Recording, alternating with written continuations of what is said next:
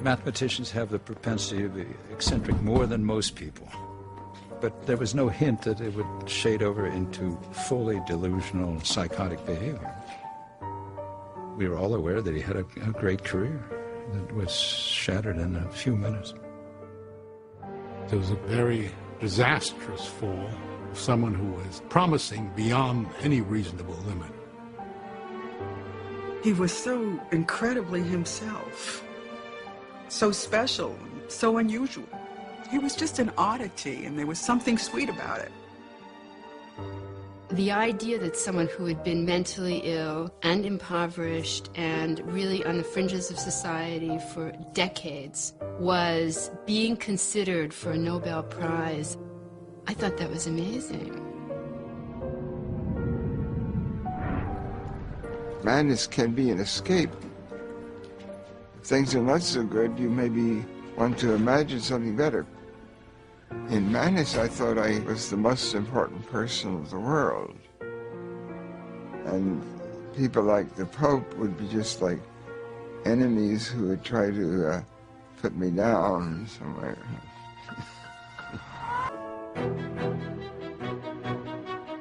In July 1958, Fortune magazine featured him as one of the brightest stars in mathematics. He had just turned 30. For a mathematician, turning 30, it's a lot like for a ballet dancer or an athlete. Age is your enemy. By his own standards, Nash had fallen short. For a decade, he had pursued the Fields Medal, mathematics' highest honor. That year, he failed to win it again. He was an intensely ambitious person. He was extremely competitive, and he was very bitter that he didn't get it. At the time, I had some recognition. I was making some progress professionally, but I wasn't really at the top. I didn't have top-level recognition. He threw himself into solving the Riemann hypothesis, the holy grail of mathematics. The work was mentally and physically exhausting, and ultimately proved futile. He began to worry that his best years were behind him. At the same time, he learned that Alicia was pregnant. A psychotic break is usually precipitated by some stressful experiences. Often these stressful experiences involve a demand that the person who becomes psychotic take on greater responsibility. Below his brash and confident surface, John Nash now hid another side of himself. One filled with anxiety, self-doubt, even fear. It would mark the beginning of a strange and tragic metamorphosis.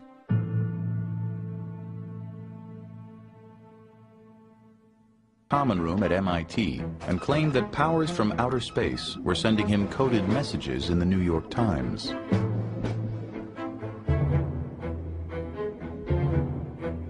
Another incident soon followed.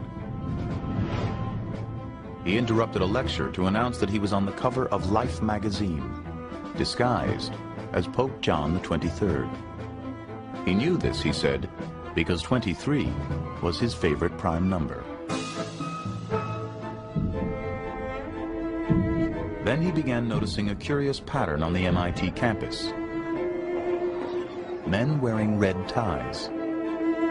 He was sure they were members of a secret communist organization. When the University of Chicago offered him a prestigious position, Nash turned it down. He was already scheduled, he said, to become Emperor of Antarctica.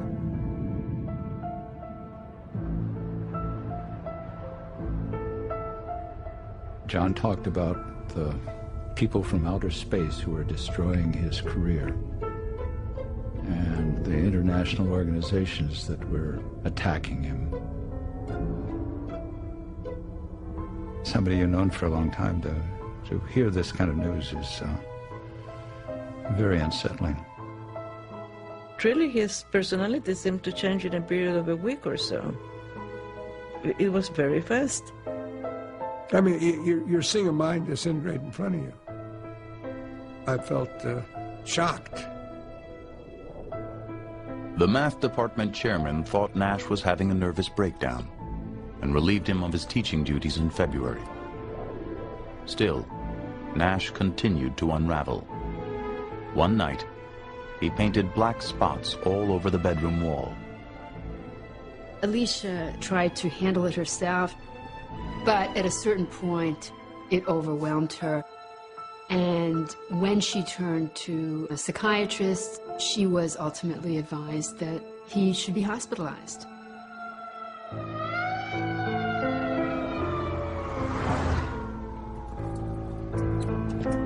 Here was this genius, and you were going to clap him into a hospital where God knows what might happen?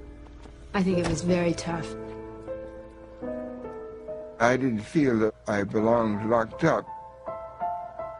I never went voluntarily.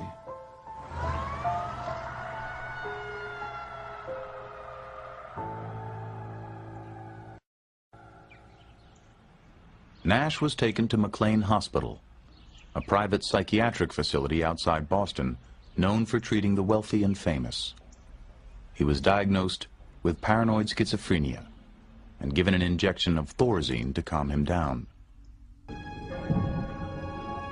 A delusional state of mind is like living a dream. Well, I knew where I was there in observation, but I was able to think that I was like a victim of a conspiracy.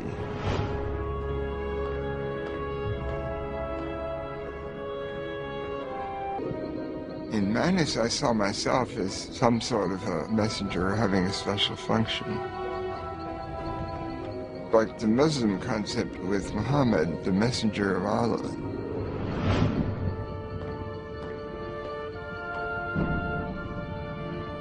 Someone who visited him in the hospital asked him, how could you, a mathematician, someone who's committed to rationality, how could you believe that aliens from outer space were communicating with you? Nash's response was, these ideas came to me the same way my mathematical ideas did, so I believe them.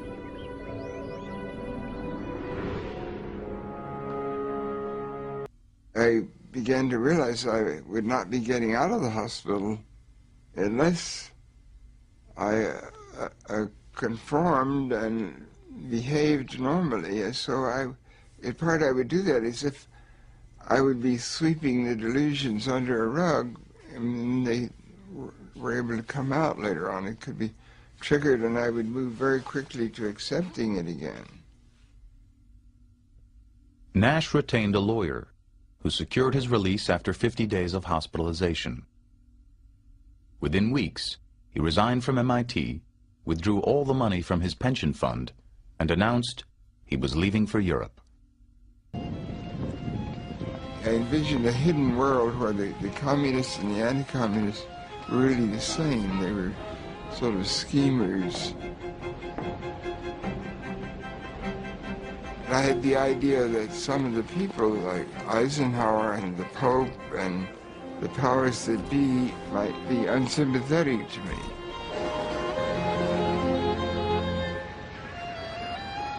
These thoughts on the surface are not rational, but there could be a situation where things were not what they might seem. If to be mad is to be in error, there's a kind of contradiction there, isn't there, between what it is to be mad in the eyes of the world and what it is to have these experiences in which you're having a sense of revelation and you're noticing features of the world that other people seem to be too stupid or too blind to recognize.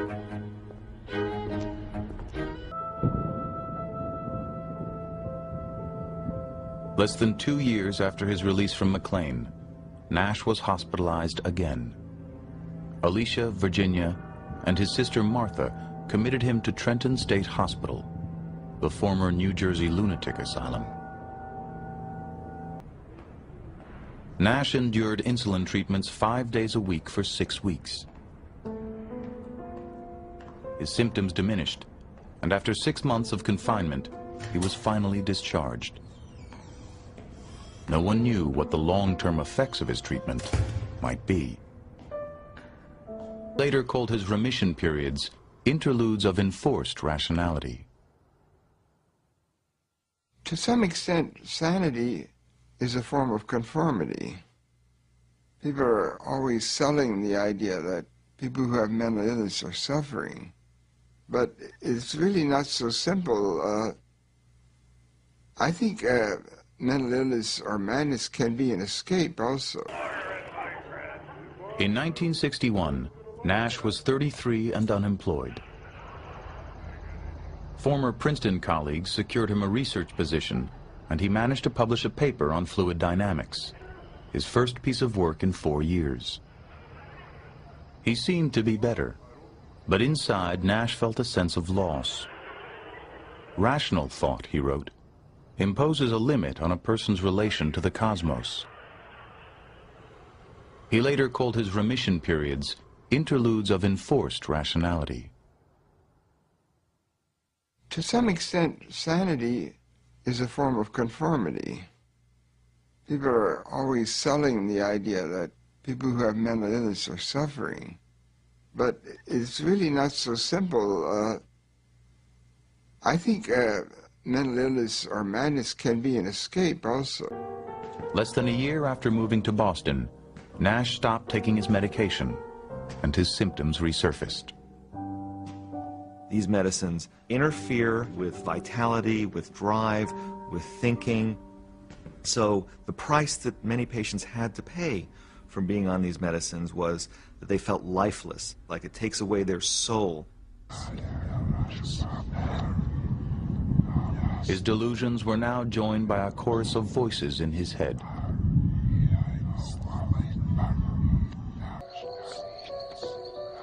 You're really talking to yourself. It's what the voices are.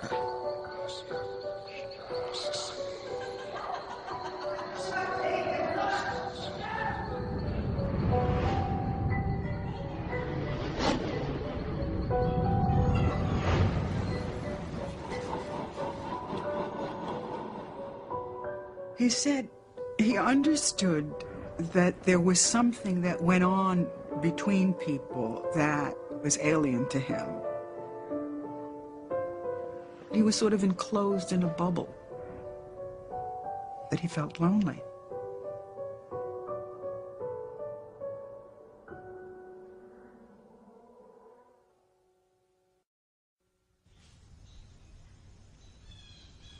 In 1970, Alicia Nash had a change of heart. She felt John's repeated hospitalizations had been a mistake. Alicia decided to let him move back in with her and promised never to commit him again. If she hadn't taken him in, he would have wound up on the streets. I think that Alicia saved his life.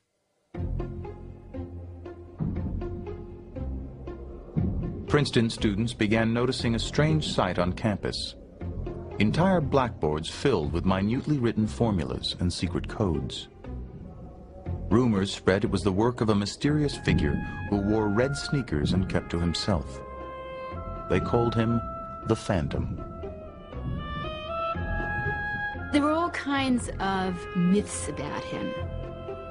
The students would tell each other that he had gone mad because of a too difficult problem he tried to crack, or after a rival beat him to the punch. And students were aware that the powers that be were protecting him. He was into proving the existence of God. I felt that I might get a divine revelation by seeing a certain number. A great coincidence could be interpreted as something, a message from heaven. I did see him several times. Year after year, for more than a decade, the Phantom roamed the Princeton campus, unaware that the work he had done as a student had finally sparked a revolution. Beginning in the 1960s, economists began to successfully apply game theory to real-life situations. Mergers, strikes, collective bargaining, these situations of conflict and cooperation are part of the backbone of practical economics. Auctions, farm subsidies, monetary policy, international trade, all were now seen as strategic games. By the late 1970s, game theory had become one of the foundations of modern economics. And at the center was the Nash equilibrium.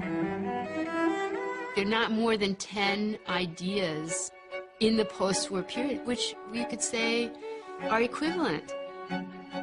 It had a huge impact in economics. It made economics a much more useful subject. I knew it was good work, but you cannot know how much something will be appreciated in the future.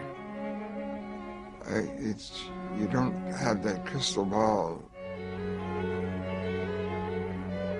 By the 1980s, economists expected that game theory would be recognized with the Nobel Prize.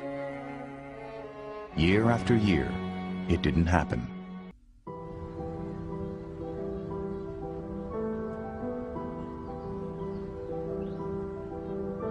Beginning sometime in the 1980s, after 3 decades of struggling with mental illness, John Nash experienced his second transformation. I don't really remember the chronology very well. Exactly when I moved from one type of thinking to another. I began arguing with the concept of the voices, and ultimately I began rejecting them and deciding not to listen. His descent into madness had been sudden. His reawakening was gradual, almost imperceptible. A portion of schizophrenics, after a long period of time, often do seem to get better. And how that occurs remains a mystery.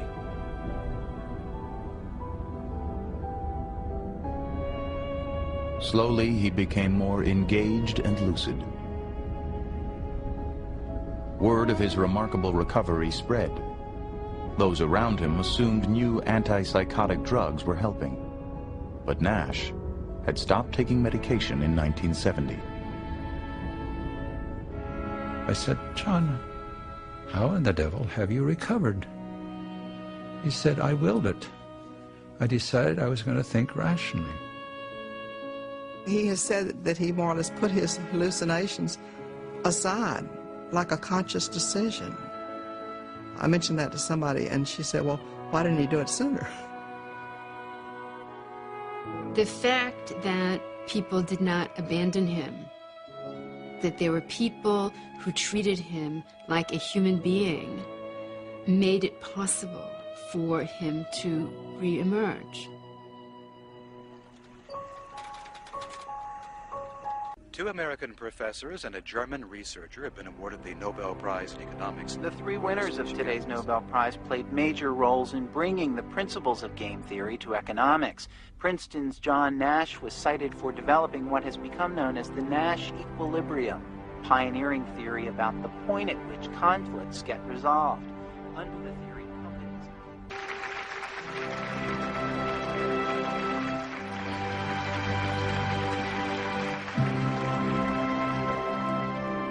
He shined very brightly as a young man. Then he had his illness and is now a very pleasant, accomplished gentleman. At Princeton, Nash has returned once again to his work in mathematics. Here was someone who had been lost. I think that's the inspiration, that people can triumph over this disease. I think it's incredibly inspiring.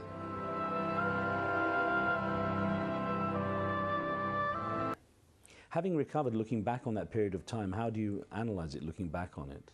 I have the feeling that there is not much understanding yet, in spite of what might be said. Of course, they're working. You could see that often one psychiatrist will criticize another. Something, what I think of as cognitive therapy, this is one of the ideas about mental health processes. You can have cognitive therapy, something that simply stimulates you to think. The more the mind really works, and sort of like a computer, the more it tends towards rationality, maybe from recovery.